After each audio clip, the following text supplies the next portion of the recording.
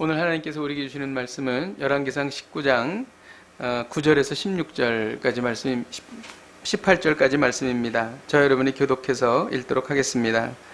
엘리야가 그곳 굴에 들어가 거기서 머물더니 여호와의 말씀이 그에게 임하여 이르시되 엘리야야 내가 어찌하여 여기 있느냐. 그가 대답하되 내가 만군의 하나님 여호와께 열심히 유별하오니 이는 이스라엘 자손이 주의 언약을 버리고 주의 제단을 헐며 칼로 주의 선지자들을 죽였음이오며 오직 나만 남았거늘 그들이 내 생명을 찾아 빼앗으려 하나이다. 여호와께서 이르시되 너는 나가서 여호와 앞에서 산에 서라 하시더니 여호와께서 지나가시는데 여호와 앞에 크고 강한 바람이 산을 가르고 바위를 부수나 바람 가운데에 여호와께서 계시지 아니하며 바람 후에 지진이 있으나 지진 가운데에도 여호와께서 계시지 아니하며 또 지진 후에 불이 있으나 불 가운데에도 여호와께서 계시지 아니하더니 불 후에 세미한 소리가 있는지라. 엘리야가 듣고 겉옷으로 얼굴을 가리고 나가 굴 어귀에 섬에 소리가 그에게 임하여 이르시되 엘리야야 내가 어찌하여 여기 있느냐. 그가 대답하되 내가 만군의 하나님 여호와께 열심히 유별하오니 이는 이스라엘 자손이 주의 언약을 버리고 주의 제단을 헐며 주의 선지자들을 죽였음이오며 오직 나만 남았거늘 그들이 내 생명을 찾아 빼앗으려 하나이다. 여호와께서 그에게 이르시되 너는 내 길을 돌이켜 광야를 통하여 다메섹에 가서 이르거든 하사엘에게 기름을 부어 아람의 왕이 되게 하고 너는 또 님시의 아들 예후에게 기름을 부어 이스라엘의 왕이 되게 하고 또 아벨 무홀라 사밧의 아들 엘리야에게 기름을 부어 신하여 선지자가 되게 하라. 하사엘의 칼을 피하는 자는 예후가 죽일 것이요 예후의 칼을 피하는 자를 엘리사가 죽이리라. 그러나 내가 이스라엘 가운데 7,000명을 남기리니 다 바알에게 무릎을 꿇지 아니하고 다 바알에게 입맞추지 아니한 자니라. 아멘. 나라가 많이 어렵습니다. 우리 이 시간 대한민국을 위해서 같이 한 목소리로 기도하기를 원합니다. 북한의 도발과 일본의 경제 보복을 지혜롭게 잘 대처할 수 있는 지혜와 능력을 주옵소서. 대통령과 정부가 하나님을 두려워하고 국민을 진정으로 위하고 사랑하게 하옵소서. 대한민국 주도로 평화 통일이 이루어져서 한반도에 참된 교회들이 편만하게 하여 주옵소서. 우리나라와 민족을 위해서 같이 한 목소리로 기도하시겠습니다. 하나님 아버지, 나라가 많이 어렵습니다. 8월 15일에는 하나님 많은 시위와 집회가 예정되어 있습니다. 하나님 또 동성애가 창궐하고 이단들이 기승을 부리고 있습니다. 한국교회는 기도하지 않고 있고 하나님 아버지 과거에 기도했던 삼가복상과 청계산에는 기도하는 사람들이 잘 보이지 않습니다. 새벽 기도를 무너져가고 있고 하나님 수요 저녁 예배도 무너져가고 있습니다. 하나님 오늘 이 시간 주님 앞에 간절히 기도합니다. 한국이 깨어서 기도하기를 원합니다. 하나님 아버지 아버지 하나님 새롭게 변화되기를 원합니다. 하나님 교회가 회개하게 하여 주시고 목회자들이 회개하게 하여 주시고 하나님 아버지 다시금 새로운 구원의 역사를 하나님 아버지 우리에게 일으켜 주옵소서. 하나님이 아니시면 대한민국은 살아갈 수가 없습니다.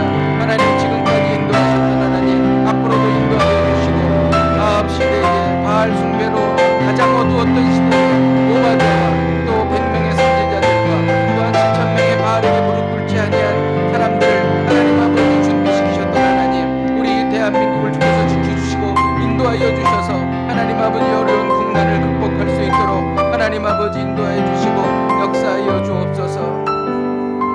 하나님 저희가 범죄하였습니다. 하나님 한국교회가 범죄하였습니다. 하나님 저희들을 용서하여 주옵소서. 저희들이 기도하지 않았습니다. 하나님 아버지 저희들의 기도하지 않은 죄를 용서하여 주시옵소서. 하나님 이제라도 우리가 하나님께서 허락하시는 새로운 부흥을 경험하기를 원합니다. 교회마다 지역별로 그리고 아버지 하나님 나라 전체가 모여서 하나님 기도하게 하여 주옵소서. 금식하며 죄를 뒤집어쓰고 하나님 앞에 회개하며 기도하기를 원합니다. 하나님 아합 시대에 그 어두운 시대에 하나님 오바댜와 또 선지자들 100명과 또 바알에게 무릎 꿇지 않은 7,000명을 준비하셨듯이 하나님 이 어두운 시대에 하나님의 백성들을 준비하셔서 하나님 아버지 이 어두운 시대를 기도로 하나님 돌파하는 하나님 그러한 놀라운 일을 허락하여 주시옵소서. 하나님 대한민국을 불쌍히 여겨 주시옵소서. 대한민국을 지켜 주시옵소서. 기도하는 무리들을 하나님 일으켜 주시옵소서. 예수님의 이름으로 기도하였습니다. 아멘.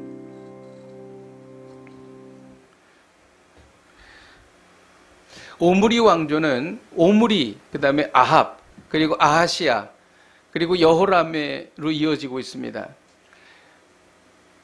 이 오므리 왕조 중에서 가장 악하게 행했던 왕이 있습니다. 그 사람이 바로 아합이죠. 오므리 왕조는 무려 4대에 걸쳐서 44년 동안 북이스라엘을 통치했습니다. 이 아합 시대에 일어났던 일이 바로 오늘 우리가 살피고 있는 엘리야의 이야기이죠. 엘리야는 바알의 선지자 450명과 싸워서 이겼습니다. 그리고 그들을 그릿 시냇가로 끌고 내려가서 다 죽였지요. 3년 6개월 동안 가뭄이 있었는데 엘리야가 자기의 머리를 무릎 사이에다가 넣고 7번 기도할 때에 손만한 구름이 바다 저 건너편에 보이기 시작했습니다. 그것은 큰 비가 돼서 내렸습니다. 3년 6개월 만에 가뭄이 끝난 것이죠. 다 하나님께서 승리하셨습니다. 바알 선지자의 대결에서도 불이 하늘에서 내려서 승리하셨고, 엘리야가 기도했을 때에 비가 내려서 또 가뭄이 그쳤습니다. 그런데 상황은 반전합니다. 이세벨이 나타난 것이죠. 아합이 가서 그동안에 있었던 일을 다 이세벨에게 이야기했습니다. 그러면 대부분 사람들은 두려워하고 또 하나님 앞에 회개하는 것이 맞는데 이세벨은 그렇게 하지 않았어요. 엘리야를 죽이겠다. 내일 이맘때에 죽이겠다. 그렇게 얘기했습니다. 이것을 보면은 아합이 굉장히 우유부단한 왕이고 나약한 왕이었고 실권이 이세벨에게 있었다는 것을 알 수가 있습니다. 그런데 이세벨이 하는 행동을 보면 약간 이상합니다. 바로 쫓아가서 엘리야를 죽여라 이렇게 해야 되는데 사신을 보내서 내일 이맘때에 너를 죽이리라 이렇게 말한 것이죠. 거기에는 두 가지 포석이 있어요. 하나는 뭐냐면 많은 사람들 앞에서 엘리야가 이김으로 인해서 자기가 바알을 섬기게 했던 사람의 장본인인데 자기의 위상이 구겨진 거죠. 그래서 많은 사람 보는 앞에서 엘리야를 처형함으로 인해서 그 무너진 자기의 그 위상을 이렇게 다시 일으키려고 했다는 것이죠. 그리고 또 하나는 뭐였었냐면 엘리야가 기적을 행하고 이적을 행했기 때문에 엘리야를 따르는 수많은 사람들이 나타난 것입니다. 그런데 엘리야를 죽이면 그 사람들의 반발을 일으켜서 자기가 통치하는데 어려움이 생길 것을 두려워한 것이죠. 그러니까 사실은 엘리야를 죽이는 것보다는 하루 시간을 줘서 엘리야로 하여금 도망가게 해서 이 사마리아를 떠나게 하는 것이 이세벨의 목적이었다. 이 두 가지 포석이 있었습니다. 그래서 결국 그렇게 한 것이죠. 이 이야기를 듣고 엘리야는 두려워했습니다. 그리고 그는 극도로 깊은 침체에 빠졌다는 것이죠. 그가 심각한 침체에 빠졌다고 하는 것을 4절을 통해서 우리가 알 수 있습니다. 우리 4절을 같이 한번 읽도록 하겠습니다. 시작. 자기 자신은 광야로 들어가 하룻길쯤 가서 한 로뎀 나무의 아래에 앉아서 자기가 죽기를 원하여 이르되 여호와여 넉넉하오니 지금 내 생명을 거두시옵소서. 나는 내 조상들보다 낫지 못하니이다 하고. 로뎀 나무는 사막 광야에서 자라는 나무인데 약 크게 자라게 되면 2m에서 3m까지 자랍니다. 봄에 꽃이 피고 흰색 꽃이 피죠. 그리고 그 나뭇잎은 바늘처럼 뾰족뾰족하게 생겼어요. 그런데 이 나무가 그래도 나뭇잎이 많아서 어느 정도 그늘을 가릴 수 있는 것이었죠. 거기에 엘리야는 자기의 머리를 그 안에다가 그늘에다가 이제 숨기고 하나님 지금 넉넉하오니 자기의 생명을 취하여 주십시오 이렇게 말하고 있는 것입니다. 바알 선지자 450명과 싸워서 이겼던 그 위대한 선지자가 이제 깊은 침체에 빠져서 이제 나를 죽여달라 이렇게 말하고 있는 것입니다.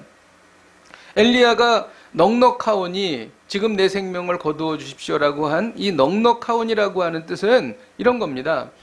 복합적인 내용이 이 안에 들어있는데 그동안 하나님께서 많은 은혜를 베풀어 주셔서 이적을 많이 보이고 하나님의 일을 저는 충분히 했습니다. 넉넉하게 했습니다. 그런 뜻입니다. 그리고 또 하나는 자신이 한 일도 충분하다. 그래서 넉넉하다 그런 뜻입니다. 그런데 이 모든 일들을 통해서 결과적으로 봤더니 자기는 쫓기는 신세가 되었으니 그래도 이 정도면은 제가 제 자신이 생각할 때에 충분하오니 저를 이제 죽여주십시오. 제 목숨을 가져가 주십시오. 이런 표현을 사용한 것입니다. 엘리야가 침체에 빠졌던 이유가 무엇일까요?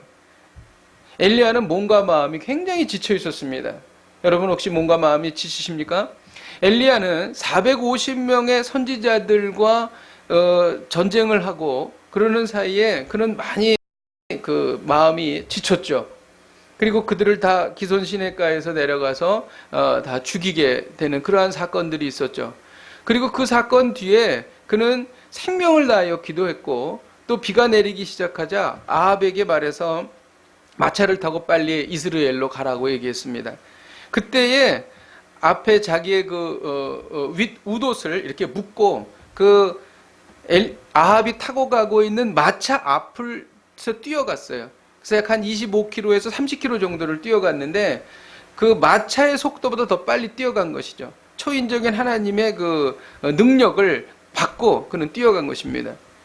그리고 나서 바로 어떤 일이 일어났냐면 이세벨이 죽인다고 하니까 이스라엘서부터 호렙산까지 약 160km 정도 됩니다. 굉장히 먼 거리죠. 거기를 있는 힘을 다해서 도망간 것입니다. 이런 일련의 일이 계속 일어난 거예요. 그러니까 이 엘리야는 탈진한 겁니다. 몸과 마음이 많이 지쳐 있었다는 것이죠. 그리고 엘리야가 침체된 이유는 뭐냐면 일련의 사건에 대해서 환멸을 느끼는 거예요. 갈멜산의 위대한 승리로 인해서 아합 왕은 회개하고 이세벨은 축출이 되고 그리고 백성들은 바알을 버리고 여호와 하나님을 섬겨야 마땅하지 않습니까? 그 놀라운 기적이 일어났는데 근데 그게 아니고 이스라엘 백성은 변하지 않았고 이세벨은 자기를 죽이려고 쫓아오고 있었다라고 하는 것입니다. 그러니까 엘리야는 선을 행하다 낙심한 것입니다. 그래서 그는 이런 일련의 사건에 대해서 내심 환멸을 느끼고 있었다는 것이죠.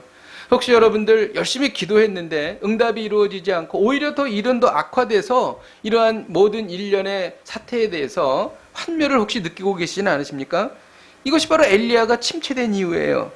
그리고 엘리야는 영적으로 침체됐어요. 왜 그러냐면 하나님의 뜻이 무엇인지 그는 잘 파악을 하지 못하고 있었기 때문입니다.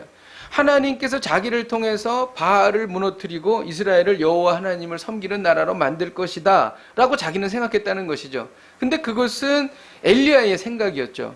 하나님께서는 엘리야가 하나님께서 명령하신 것만 행하기를 원하셨다는 것이죠.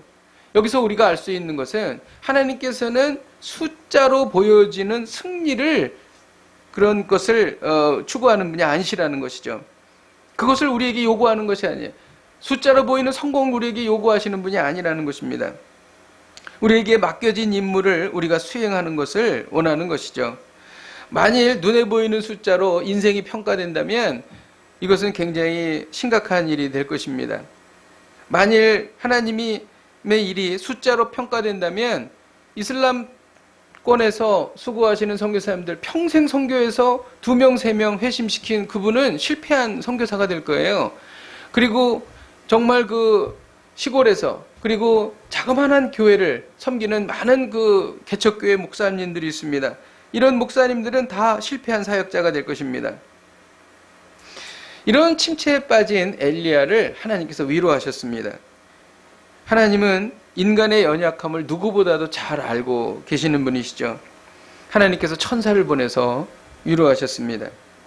엘리야가 지쳐서 쓰러져 자고 있습니다. 천사가 나타났죠. 어루만지면서 위로하는 것입니다. 이것은 하나님의 손길이에요. 그동안 수고가 많았다. 먼 길 오느라고 수고 많았다. 그동안 많은 일을 하느라고 쉬운 일, 쉽지 않은 일 하느라고 정말 수고가 많았다. 많이 지쳤구나. 이렇게 하나님은 위로해 주셨습니다.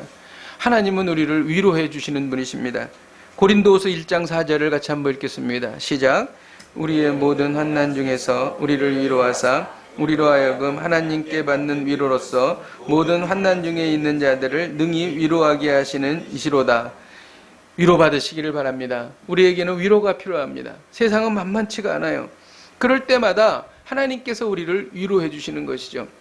위로해 줄 때에 하나님께서 우리가 필요한 것을 주세요. 엘리야가 지금 필요한 건 먹을 거예요. 먹을 것을 주십니다. 그리고 마실 것을 주십니다. 예수님도 그러셨죠. 아버지께서 나를 보내신 것처럼 나도 너희를 보낸다. 이렇게 말씀하셨어요. 그런데 제자들은 사람을 낚는 어부가 되지 않고 다시 갈릴리 바다로 가서 고기를 잡는 사람이 된 거예요. 예수님이 모든 십자가의 사건과 또 부활의 사건을 다 경험하게 해주셨는데도 이들은 그냥 고기 잡으러 간 겁니다. 과거로 돌아가 버린 것이죠. 밤새도록 고기를 잡아도 아무것도 잡을 수가 없었어요. 그래서 예수님께서 제자들에게 말했죠. 오른편에 그물을 던져라. 오른편에 그물을 던지는 순간 정말 그물이 찢어질 정도로 엄청난 고기가 잡힌 것입니다. 그때 제자들은 알았죠. 이분이 바로 주님이시구나. 베드로는 주님을 만나러 배에서 뛰어내렸습니다. 그리고 첨벙첨벙 육지로 나아갔죠. 이때 예수님을 만났을 때 예수님은 제자들을 나무라지 않으셨어요. 위로해 주셨습니다. 그리고 그들이 필요한 것을 주셨죠. 숯불에 떡을 구워주시고 생선도 구워주셨습니다. 밤새도록 그물질을 한 제자들에게 필요한 것은 그들에게는 허기가 배가 고팠고 그들은 지쳤어요. 그들에게 필요한 것은 먹을 것이었다는 것이죠. 그래서 주님께서는 그렇게 공급해 주신 것입니다. 엘리야는 하나님께서 특별한 방법으로 음식을 공급해 주셨습니다. 엘리야가 먹었던 것을 살아온 것을 보면은 정말 그 음식 자체가 기적입니다. 처음에는 그리시네가에 갔었죠. 그때는 까마귀가 떡과 고기를 물어다 줬어요. 까마귀가 떡과 고기를 물어다 준다. 참 신기하죠. 어떻게 물어다 줬을까? 뭐 고기를 조그만 고기를 이렇게 여러 마리의 까마귀가 와서 줬을까? 아니면 큰 고기를 물어다 줬을까? 또 뭐 떡은 어떤 떡을 물어다 줬을까? 막 생각이 나죠. 까마귀는 뭐 썩은 고기를 먹는 그러한 새인데 썩은 고기를 갖다 주진 않았을까? 뭐 그런 생각도 하기도 하죠. 근데 어쨌든 신기한 방법으로 하나님께서 까마귀를 통해서 먹여주셨죠. 그리고 또 사르밧 과부를 통해서 먹여주셨어요. 그때도 신기했죠. 통에 가루가 떨어지지 않아요. 병에 기름이 마르지 않습니다. 먹으면 또 생기고 먹으면 또 생기고 참 신기한 일로 우리를 먹이셨다는 거죠. 근데 이제는 이제 지쳤으니까 천사가 나타나가지고 천사가 떡이랑 물 한 병 갖고 와가지고 먹여주는 거죠. 천사가 그 광야에서 어떻게 떡을 마련했을까 한번 물어보고 싶습니다. 근데 어쨌든 이 모든 것은 일반적인 방법이 아니라 특별한 방법으로 음식을 공급받은 것이죠. 우리는 세상을 살 때 무엇을 먹을까 무엇을 입을까 걱정을 합니다. 우리가 생각했던 방법대로 되지 않고 전혀 생각하지 않은 방법으로 하나님께서 우리를 먹이신다는 것을 우리는 알게 되는 것이죠. 그래서 우리는 먹고 살 것을 걱정할 필요가 하나도 없다는 것이죠. 마태복음 6장 25절에서 26절을 보면 그러므로 내가 너희에게 이르노니 목숨을 위하여 무엇을 먹을까 무엇을 마실까 몸을 위하여 무엇을 입을까 염려하지 말라.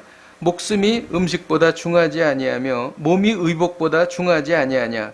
공중의 새를 보라. 심지도 않고 거두지도 않고 창고에 모아들이지도 아니하되 너희 하늘 아버지께서 기르시나니 너희는 이것들보다 귀하지 아니하냐. 이 말씀은 언제 읽어도 아멘입니다. 아멘 한번 해보세요. 아멘. 정말입니다. 믿는 대로 이루어질 줄로 믿습니다. 지금까지 인도하신 하나님 앞으로도 인도해 주십니다. 천사가 준 떡과 물을 먹고 엘리야는 또 잠들었습니다. 그때 천사가 다시 어루만졌습니다. 다시 또 먹을 것을 주면서 갈 길을 재촉하는 것이죠. 엘리야는 일어나서 먹고 마시고 40주야를 가서 하나님의 산 호렙에 이르게 됩니다. 여기에서 우리가 깨달을 수 있는 것은 엘리야가 40주야를 가면서 그가 먹은 것은 천사가 두 번째 준 떡과 물이 끝이에요. 그러면 40일 동안 금식하면서 갔다 이런 얘기가 됩니다.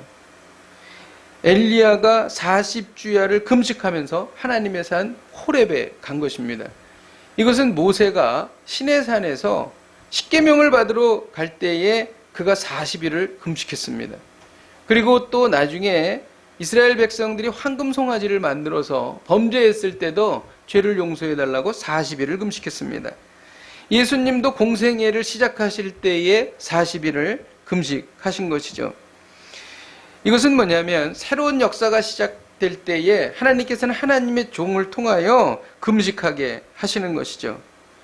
여러분 혹시 새로운 날이 시작되고 있습니까? 하나님께서 새로운 날을 예고해 주고 계십니까?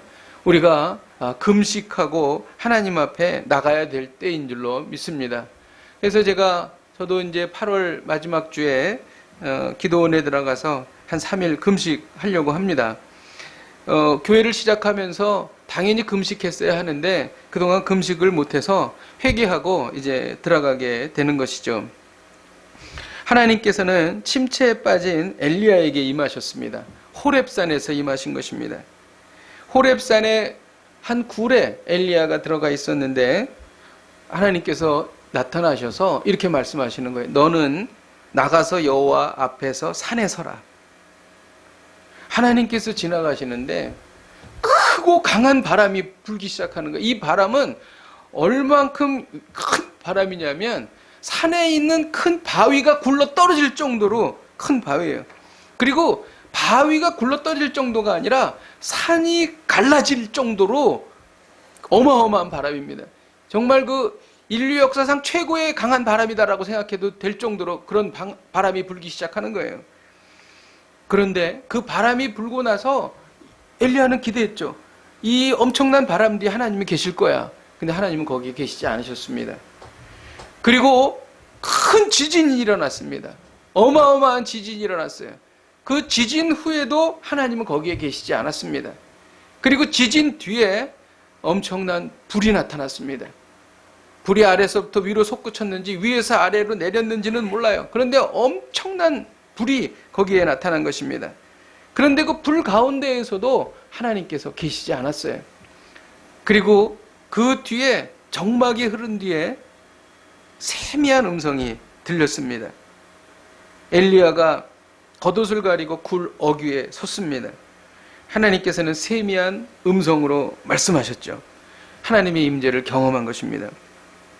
하나님은 산을 가르고 바위가 부서지는 그러한 격동적인 바람 가운데 임하지 않으셨어요. 지진과 같은 외적 현상 가운데 임하지 않으셨습니다. 하나님께서는 작고 평온한 세미한 음성 가운데 임하신 것이죠. 여러분, 이것은 어떤 의미가 있을까요? 사람을 변화시키는 것은 이적과 같은 외적 현상이 아니라 우리의 마음 속에 들려지는, 우리의 영혼 속에 들려지는 하나님의 세미한 음성이라고 하는 것입니다. 엘리야는 능력 있는 종이었어요. 450명의 바알 선지자를 다 처단하고 그가 기도했을 때에 불이 위에서 내리고 그가 기도했을 때에 3년 6개월의 가뭄이 그치는 그러한 능력 있는 지도자였습니다. 그럼에도 불구하고 아합도 변하지 않았고 이세벨도 변하지 않았어요. 백성들도 회개하지 않았습니다. 오히려 엘리야는 자기를 죽이겠다고 쫓아오는 이세벨에게 쫓기는 그러한 신세가 되고 말았다는 것이죠. 근데 이 엘리야가, 침체됐던 엘리야가 위로받고 그가 새 힘을 얻었던 것은 하나님께서 말씀하신 세미한 음성이었다라고 하는 것이죠. 하나님께서는 이러한 방법을 통해서 진실로 말씀만이 하나님의 사람들의 강팍한 마음을 녹일 수 있다는 것을 보여주신 것입니다. 엘리야는 벅차오르는 가슴으로 다시 시작하게 되었다는 것이죠. 여기에서 우리는 오늘 하나님께서 우리에게 주시는 메시지를 받게 됩니다. 우리 12절을 같이 한번 읽도록 하겠습니다. 12절 시작. 또 지진 후에 불이 있으나 불 가운데에는 여호와께서 계시지 아니하더니 불 후에 세미한 소리가 있는지라. 불 후에 세미한 소리가 있다는 거예요. 오늘의 메시지가 무엇입니까? 엘리야는 깊은 침체 가운데 빠졌어요. 이거는 정말 어떻게 보면 현대의학적으로 말하면 우울증에 빠진 것이고 정말 자살하기 직전의 상태까지 간 겁니다. 그런데 세미한 음성을 듣고 엘리야는 새로운 힘을 얻었고 새로운 사명을 얻었고 그는 다시 새로운 날을 시작할 수 있었다는 것이죠. 오늘 하나님께서 우리에게 말씀하십니다. 깊은 침체에서 벗어나기를 원한다면 세미한 음성을 들으라. 이것이 오늘 하나님께서 우리에게 주시는 말씀이에요. 세미한 음성을 듣고 변했던 수많은 믿음의 우리의 그 조상들이 있습니다. 한나가 그랬어요. 한나는 아이가 없었습니다. 분인나는 아이가 있었어요. 그래서 분인나는 늘 한나를 격동시켰습니다. 무시했습니다. 핍박했습니다. 실로로 어느 날 제사를 지내러 갔을 때 가족들이 같이 모였을 때 혼자 나와서 성전 문 곁에 서서 한나는 혼자 울면서 기도했습니다. 자기의 신세를 한탄했겠죠. 하나님께 기도했겠죠. 그 기도하는 것을 엘리 제사장이 봤습니다. 그리고 이렇게 말했죠. 평안히 가라. 이스라엘의 하나님이 내가 기도하여 구한 것을 허락하시기를 원하노라. 한나는 또 이야기했습니다. 내가 당신의 여종이 당신에게 은혜 있기를 원하나이다. 그는 굉장히 슬펐고 고통스러웠고 좌절하고 절망했는데 그 순간 한나의 얼굴에 근심이 사라집니다. 그리고 그는 다시 가족들에게 가서 자신 있게 말하기 시작합니다. 왜 그렇습니까? 그 순간 하나님의 세미한 음성을 들은 거예요. 그 세미한 음성은 성경에 기록되어 있지도 않습니다. 우리가 이 세미한 음성을 들었다는 것을 어떻게 아냐면 그 전과 후에 한나의 변화된 모습을 보면 알 수 있다는 것이죠. 바로 이것입니다. 이 세미한 음성을 들으면 우리는 깊은 침체로부터 벗어날 수가 있는 거예요. 이 세미한 음성이 우리를 치유하고 우리에게 소망을 주고 우리에게 기쁨을 준다는 것입니다. 여러분, 세미한 음성을 들으면 어떤 변화가 일어날까요? 이 말씀이 오늘 본문에 기록되어 있습니다.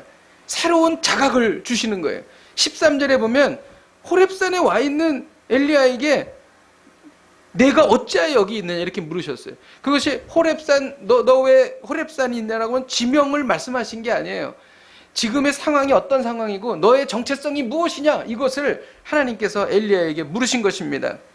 엘리야에게 맡겨주신 사명은 북이스라엘에게 가서 아합 왕에게 가서 바알 숭배하는 것이 범죄이고 또 이것으로 인해서 하나님께 심판을 받을 것이다라는 것을 선포하는 게 엘리야의 일이었어요. 근데 지금 엘리야가 어디 있어요? 이세벨이 무서워가지고 160km 도망가가지고 지금 자기가 호렙산에 와 있는 것입니다.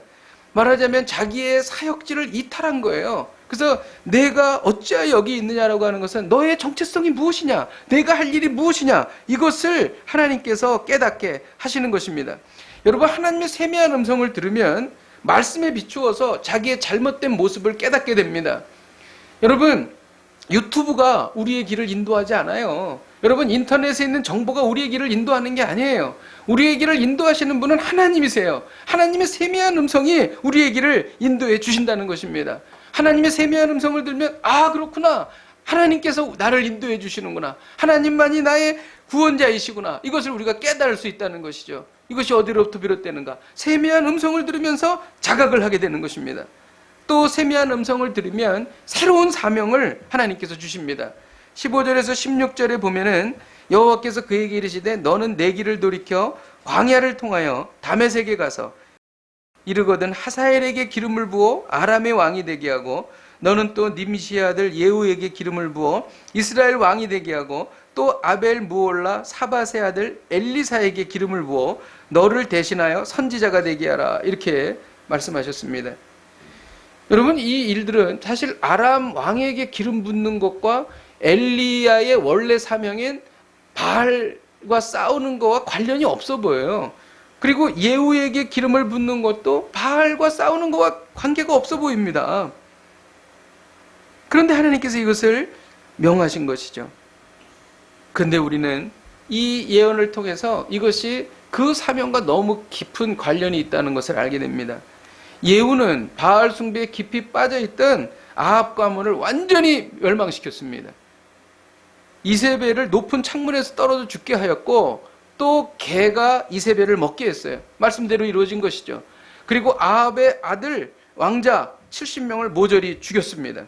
그러니까 이 예언은 새로운 사명은 그 엘리야에게 주신 사명과 그대로 일치되는 거예요. 그런데 예후도 역시 하나님 앞에서 우상 숭배해서 엄청난 죄를 저질렀습니다. 그런데 나중에 아람의 왕 하사엘이 아람의 왕이 돼서 이 예후를 핍박하는, 그리고 그의 후예들을 핍박하는 도구로 사용되고 있습니다. 하나님께서 완벽하게 당신의 섭리를 이룬 것이죠. 그리고 엘리사는 엘리야 승천 후에 오랜 기간 동안 바알 섬기는 그러한 악한 일들과 싸우는 선지자가 된 것입니다. 엘리야는 새로운 사명을 받았을 때는 이해할 수 없었지만 후일에 이것이 가장 완벽하게 하나님의 뜻이 이루어지는 것을 경험하게 되는 것이죠. 하나님의 계획은 인간의 계획을 초월해서 깊고 오묘하게 이루어진다는 것입니다. 사실 우리가 잘 몰라요. 내가 왜 이렇게 이 일을 하고 살지? 내가 왜 여기에서 살고 있지? 내가 왜 이렇게 하지? 그것을 사실 잘 모릅니다. 하지만 세월이 지나면 하나님께서 하나님의 섭리 가운데 우리를 인도하셨다는 것을 알게 된다는 것이죠. 그런데 이 새로운 사명이 어디서 오는가? 하나님의 세미한 음성으로부터 온다는 것입니다. 또 세미한 음성을 들으면 하나님께서 새로운 위로를 우리에게 주십니다. 18절을 같이 한번 읽도록 하겠습니다. 시작. 그러나 내가 이스라엘 가운데에 7,000명을 남기리니 다 바알에게 무릎 꿇지 아니하고 다 바알에게 입맞추지 아니한 자니라. 여러분, 메시아니 콤플렉스라는 말 아십니까? 이거는 뭐냐면 인류를 구원할 메시아가 자기가 된 것처럼 자신이 당면한 모든 문제를 나만이 해결할 수 있다, 이렇게 생각하는 것을 메시아니 콤플렉스라고 그래요. 이 엘리야가 여기에 빠져 있었습니다. 자기가 침체돼서 하나님을 대면했을 때 뭐라고 말했냐면, 이제 하나님의 선지자들은 다 죽었고 나 혼자만 살아 있습니다, 이렇게 말했어요. 근데 그건 사실이 아니었죠. 오바댜가 있었죠. 오바댜는 아합의 국내 대신으로서 여호와의 선지자들 100명을 살렸어요. 3년 6개월을 살렸습니다. 50명씩 두 개의 굴에 나누어 가지고 3년 6개월 동안 먹였다는 것이죠. 그러면 이스라엘의 여호와의 선지자가 최하 100명 이상이 있다는 것을 알 수가 있고, 또 하나님께서 뭐라고 말씀하셨어요? 바알에게 무릎 꿇지 않은 7,000명이 있다. 하나님께서 위로해 주신 것입니다. 너 혼자가 아니야. 내가 너와 함께 동역할 7,000명을 준비했어. 선지자 100명이 있어. 하나님께서 이렇게 위로해 주신다는 것이죠. 여러분, 세상은 점점 더 어려워질 것입니다. 세상은 점점 더 믿음을 갖기가 어려워질 거예요. 정말 우리가 믿음을 갖는다는 것이 이제 과거에 우리가 믿음을 갖는 것보다 훨씬 더 어려운 시대가 시작이 되었습니다. 그런다 할지라도 하나님께서는 우리에게 바알에게 무릎 꿇지 않은 7,000명을 우리에게 예배해 두셨다는 것이죠. 낙심하고 낭망할 때 나 혼자뿐이야, 아무도 나를 도와주지 않아, 나는 혼자뿐이야, 이렇게 외롭고 절망할 때에 하나님께서 우리에게 위로를 주십니다. 그리고 소망을 주시죠. 무엇을 통해서? 세미한 음성을 통해서. 그러니 이 세미한 음성을 듣는 사람과 듣지 못하는 사람은 너무나 큰 차이가 있을 것입니다. 여러분은 세미한 음성을 듣고 계십니까? 세미한 음성을 들을 때 정말 기쁨이 넘쳐요. 처음에는 그것이 이게 긴가민가? 이것이 정말 내 생각이야? 하나님의 말씀인가? 막 그렇게 우리가 그것을 잘 구분하지 못할 때가 있습니다. 그러나 이 세미한 음성은 상황을 통해서 또 말씀해 주세요. 그리고 세미한 음성은 말씀을 읽을 때 또 하나님께서 확인해 주십니다. 그리고 세미한 음성은 또 다른 사람을 통해서 또 확인해 주세요. 그리고 그것이 정말 현실로 나타나요. 세미한 음성이 나타날 때 그때 우리는 정말 천둥처럼 큰 하나님의 음성을 듣는 듯하고 그 기쁨이 우리의 가슴 가운데 벅차오른다는 것이죠. 그러면 우리가 위로받고 사명을 얻고 소망을 얻게 된다는 것입니다. 여러분, 세미한 음성을 어떻게 들을 수 있을까요? 하나님께서는 우리에게 말씀을 주실 때에 그 말씀을 풀 수 있는 단초도 그 본문에 주시는 거예요. 우리가 세미한 음성을 들었던 엘리야를 봐야 돼요. 엘리야가 어떻게 세미한 음성을 들었나? 13절을 같이 한번 읽도록 하겠습니다. 13절 시작. 엘리야가 듣고 겉옷으로 얼굴을 가리고 나가 굴 어귀의 섬에 소리가 그에게 임하여 이르시되 엘리야야 내가 어찌하여 여기 있느냐. 세미한 음성을 듣는 엘리야의 태도는 뭐냐면 겉옷으로 얼굴을 가리고 나간 거예요. 지금 자기는 굴에 있었고 하나님의 임재는 밖에 계셨는데 겉옷으로 자기의 얼굴을 가리고 나간 것입니다. 그리고 굴 어귀에 쓴 것입니다. 하나님의 임재를 인식하고 두려움에 빠진 거예요. 왜 그러냐면 죄를 지은 인간이 하나님을 대면하면 죽기 때문입니다. 출애굽기 33장 20절에 보면은 또 이르시되 내가 내 얼굴을 보지 못하리니 나를 보고 살 자가 없음이니라. 이것은 모세에게 말씀하신 하나님의 말씀이에요. 그런데 여러분, 우리는 두려워할 필요가 없습니다. 예수 그리스도의 십자가의 공로로 우리는 하나님의 보좌 앞에 담대히 나갈 수가 있게 됐다는 것이죠. 근데 엘리야의 겉옷을 얼굴에 가리며 문 어귀에 섰던 모습을 통해서 엘리야의 영적 태도를 보게 되는 거예요. 세미한 음성을 듣는 엘리야의 영적 태도는 두려워했다는 것입니다. 이것을 더 정확한 표현으로 말하면 경외하는 것을 말하는 것입니다. 경외하는 것은 하나님을 두려워하는 거예요. 그리고 하나님을 사랑하는 것입니다. 근데 하나님을 두려워하는 것이 그냥 우리가 내 목숨이 없어질까 봐 두려워하는 그런 두려움이 아니에요. 하나님의 거룩하심을 보고 나의 수치스러움을 보면서 그 거룩하심을 바라보면서 두려워하는 거예요. 하나님의 그 위대하심을 바라보면서 나의 그 연약함, 나의 그 보잘것없음을 보고 두려워하는 것을 말하는 것입니다. 하나님의 말할 수 없이 큰 위대한 사랑을 보고 내 안에 사랑이 없음을 보고 두려워하는 것을 말하는 거예요. 이것은 거룩한 두려움인 것입니다. 이 거룩한 두려움이 우리를 휩싸고 이 거룩한 두려움으로 하나님의 존재 앞으로 나아갈 때 세미한 음성이 우리의 귀에 들린다는 것입니다. 그리고 하나님을 깊이 사랑할 때에 우리가 하나님의 이 세미한 음성을 들을 수 있다는 거예요. 여러분, 우리가 찬양을 부를 때에 하나님을 정말 사랑하는 마음으로 가득 찰 때가 있습니다. 눈물이 막 핑 돌 때가 있습니다. 어떻게 나같이 이렇게 추악한 자를 하나님 사랑해 줄 수가 있을까? 어떻게 이 나같이 보잘것없는 자를 위해서 전능하신 하나님께서 나를 위해서 죽으실 수 있을까? 그 하나님의 사랑에 감동될 때에 그때 음성이 들려요.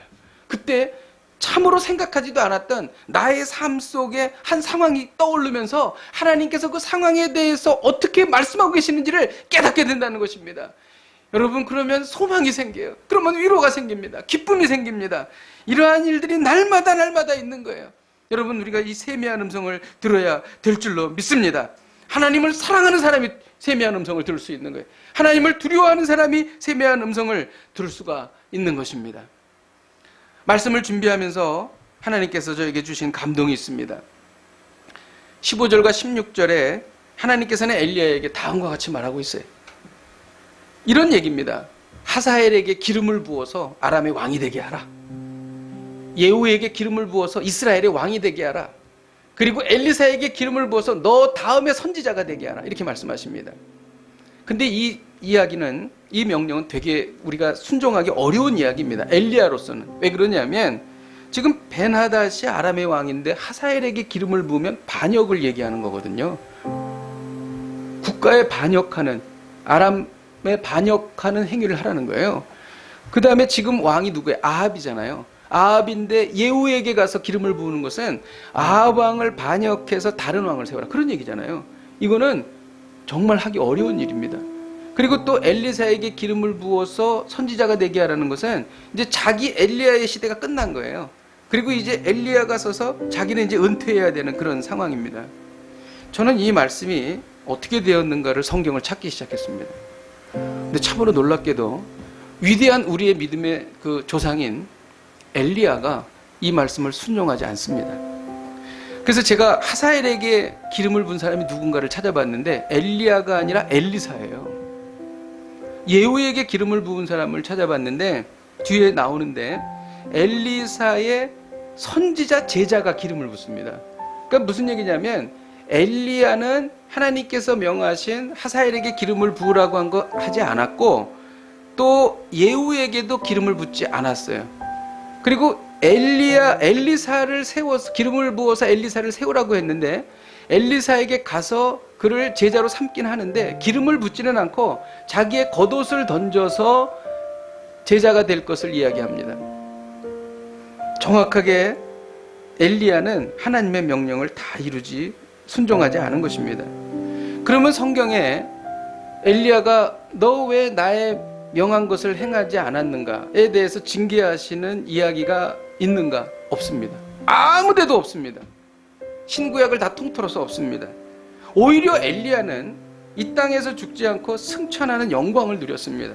그리고 예수님 시대에는 엘리야가 모세와 함께 변화산상에 나타납니다. 그래서 모세와 같은 수준의 레벨로 하나님께서 대우해 주십니다. 그리고 예수님과 대화하는 모습이 변화산상에 나타나죠.